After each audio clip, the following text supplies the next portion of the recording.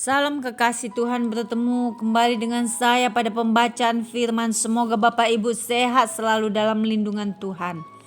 Sebelum membaca firman, kita berdoa terlebih dahulu. Mata Tuhan menjelajah ke seluruh bumi untuk melimpahkan kekuatannya bagi orang-orang yang bersungguh hati kepadanya. Urapi kami Allah Roh Kudus dengan seluruh pendengar yang mendengarkan firman. Terangi hati dan pikiran kami saat membaca firman ini. Kami mulai pembacaan firman hanya di dalam nama Tuhan Yesus yang maha suci, maha ajaib, maha besar. Haleluya. Amin. Lukas 9. Yesus mengutus ke-12 murid. Maka Yesus memanggil ke-12 muridnya lalu memberikan tenaga dan kuasa kepada mereka untuk menguasai setan-setan dan untuk menyembuhkan penyakit-penyakit. Dan ia mengutus mereka untuk memberitakan kerajaan Allah dan untuk menyembuhkan orang. Katanya kepada mereka, jangan membawa apa-apa dalam perjalanan, jangan membawa tongkat atau bekal, roti atau uang, atau 2 helai baju. Dan apabila kamu sudah diterima dalam suatu rumah, tinggallah di situ sampai kamu berangkat dari situ. Dan kalau orang yang tidak mau menerima kamu, keluarlah dari kota mereka dan kebaskanlah debunya dari kakimu sebagai peringatan terhadap mereka. Lalu pergilah mereka dan mereka mengelilingi segala desa sambil memberitakan Injil dan menyembuhkan orang sakit di segala tempat. Herodes dan Yesus. Herodes raja wilayah mendengar segala yang terjadi itu dan ia pun merasa cemas sebab ada orang yang mengatakan bahwa Yohanes telah bangkit dari antara orang mati. Ada lagi yang mengatakan bahwa Elia telah muncul kembali. Dan ada pula yang mengatakan bahwa seorang dari nabi-nabi dahulu telah bangkit. Tetapi Herodes berkata, Yohanes telah kupenggal kepalanya. Siapa gerangan dia ini yang kabarnya melakukan hal-hal demikian? Lalu ia berusaha supaya dapat bertemu dengan Yesus. Yesus memberi makan 5.000 orang. Sekembalinya rasul-rasul itu, ia menceritakan kepada Yesus apa yang telah mereka kerjakan. Lalu Yesus membawa mereka dan menyingkir ke sebuah kota yang bernama Betsaida, sehingga hanya mereka saja bersama dia. Akan tetapi orang banyak mengetahuinya lalu mengikuti dia. Ia menerima mereka dan berkata-kata kepada mereka tentang kerajaan Allah, dan ia menyembuhkan orang-orang yang memerlukan penyembuhan. Pada waktu hari mulai malam, datanglah ke-12 muridnya kepadanya dan berkata, suruhlah orang banyak itu pergi supaya mereka pergi ke desa-desa dan kampung-kampung sekitar ini untuk mencari tempat penginapan dan makanan. Karena di sini kita berada di tempat yang sunyi. Tetapi ia berkata kepada mereka, kamu harus memberi mereka makan. Mereka menjawab, yang ada pada kami tidak lebih daripada 5 roti dan 2 ikan. Kecuali kalau kamu pergi membeli makanan untuk semua orang banyak ini. Sebab di situ ada kira-kira 5.000 orang laki-laki. Lalu ia berkata kepada murid-muridnya, suruhlah mereka duduk berkelompok-kelompok, kira-kira 50 orang sekelompok. Murid-murid melakukannya dan menyuruh semua orang banyak itu duduk. Dan setelah ia mengambil 5 roti dan 2 ikan itu, ia menengadah ke langit, mengucap berkat, lalu memecah-mecahkan roti itu dan memberikannya kepada murid-muridnya supaya dibagi-bagikannya kepada orang banyak. Dan mereka semuanya makan sampai kenyang. Kemudian dikumpulkan potongan-potongan roti yang sisa sebanyak 12 bakul. Pengakuan Petrus. Pada suatu kali ketika Yesus berdoa seorang diri, datanglah murid-muridnya kepadanya. Lalu ia bertanya kepada mereka, kata orang banyak, siapakah aku ini? Jawab mereka, Yohanes Pembaptis. Ada juga yang mengatakan Elia, ada pula yang mengatakan bahwa seorang dari nabi dahulu telah bangkit. Yesus bertanya kepada mereka, "Menurut kamu, siapakah aku ini?" Jawab Petrus, "Mesias dari Allah." Lalu Yesus melarang mereka dengan keras supaya mereka jangan memberitahukan hal itu kepada siapapun. Pemberitahuan pertama tentang penderitaan Yesus dan syarat-syarat mengikut Dia. Dan Yesus berkata, anak manusia harus menanggung banyak penderitaan dan ditolak oleh tua-tua, imam-imam, kepala dan ahli-ahli Taurat, lalu dibunuh dan dibangkitkan pada hari ketiga. Katanya kepada mereka semua, "Setiap orang yang mau mengikut aku, ia harus menyangkal dirinya, memikul salibnya setiap hari dan mengikut aku. Karena barang siapa mau menyelamatkan nyawanya, ia akan kehilangan nyawanya. Tetapi barang siapa kehilangan nyawanya karena aku, ia akan menyelamatkannya. Apa gunanya seorang memperoleh seluruh dunia, tetapi ia membinasakan atau merugikan dirinya sendiri? Sebab barang siapa malu karena aku dan karena perkataanku, Anak Manusia juga akan malu karena orang itu, apabila ia datang kelak dalam kemuliaannya dan dalam kemuliaan Bapa dan malaikat-malaikat kudus. Aku berkata kepadamu, sesungguhnya di antara orang yang hadir di sini ada yang tidak akan mati sebelum mereka melihat kerajaan Allah." Yesus dimuliakan di atas gunung.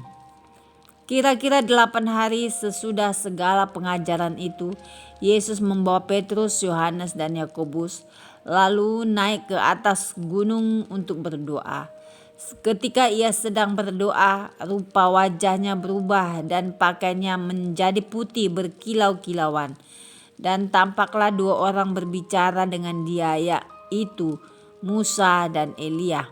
Keduanya menampakkan diri dalam kemuliaan dan berbicara tentang tujuan kepergiannya yang akan digenapinya di Yerusalem.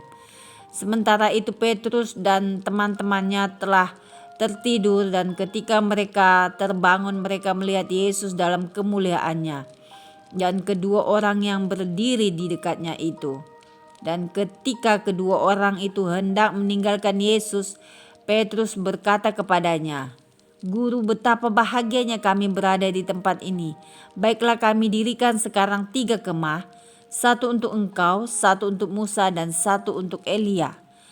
Tetapi Petrus tidak tahu apa yang dikatakannya itu. Sementara ia berkata demikian, datanglah awan menaungi mereka. Dan ketika mereka masuk ke dalam awan itu, takutlah mereka. Maka terdengarlah suara dari dalam awan itu yang berkata, "Inilah anakku yang kupilih, dengarkanlah dia." Ketika suara itu terdengar, nampaklah Yesus tinggal seorang diri dan murid-murid itu merahasiakannya. Dan pada masa itu mereka tidak menceritakan kepada siapapun apa yang telah mereka lihat itu. Yesus mengusir roh dari seorang anak yang sakit. Pada keesokan harinya ketika mereka turun dari gunung itu, datanglah orang banyak berbondong-bondong menemui Yesus. Seorang dari orang banyak itu berseru katanya, "Guru, aku memohon supaya engkau menengok anakku, sebab ia adalah satu-satunya anakku. Sewaktu-waktu ia diserang roh, lalu mendadak ia berteriak, dan roh itu menggoncang-goncangkannya sehingga mulutnya berbusa. Roh itu terus saja menyiksa dia dan hampir-hampir tidak mau meninggalkannya. Dan aku telah meminta kepada murid-muridmu supaya mereka mengusir roh itu, tetapi mereka tidak dapat." Maka kata Yesus, "Hai kamu angkatan yang tidak percaya dan sesat, berapa lama lagi aku harus tinggal di antara kamu dan sabar terhadap kamu? Bawa anakmu itu kemari." Dan ketika anak itu mendekati Yesus, setan itu membantingkannya ke tanah dan menggoncang-goncangnya. Tetapi Yesus menegur roh jahat itu dengan keras dan menyembuhkan anak itu, lalu mengembalikannya kepada ayahnya. Maka takjublah semua orang itu karena kebesaran Allah. Pemberitahuan kedua tentang penderitaan Yesus. Ketika semua orang itu masih heran karena segala yang diperbuatnya itu, Yesus berkata kepada murid-muridnya, "Dengarlah dan camkanlah segala perkataanku ini. Anak manusia akan diserahkan ke dalam tangan manusia." Mereka tidak mengerti perkataan itu sebab artinya tersembunyi bagi mereka, sehingga mereka tidak dapat memahaminya dan mereka tidak berani menanyakan arti perkataan itu kepadanya. Siapa yang terbesar di antara para murid?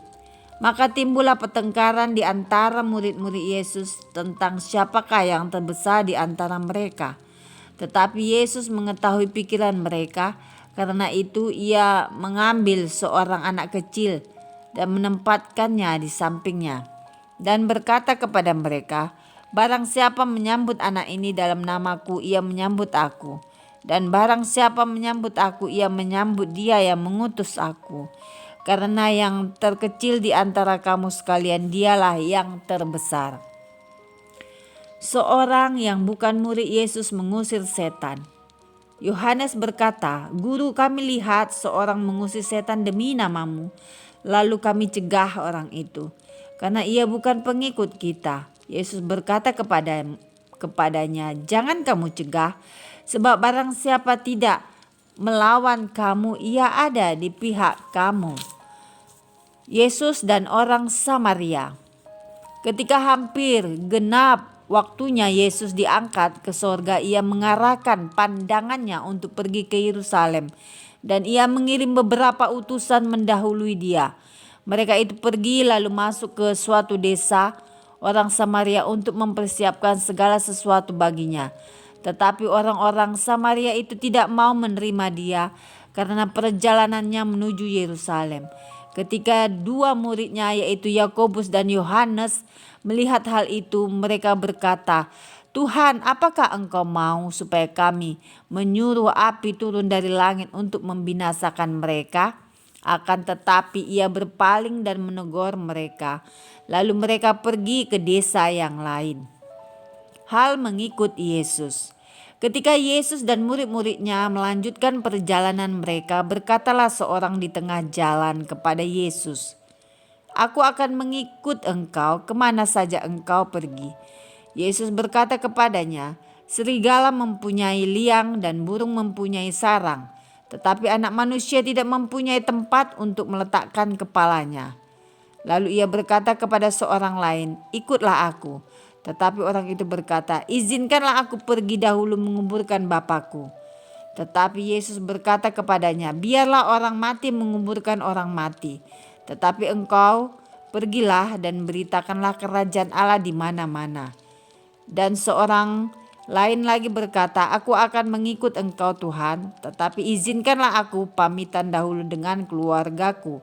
Tetapi Yesus berkata, "Setiap orang yang siap untuk membajak tetapi menoleh ke belakang tidak layak untuk kerajaan Allah." Amin.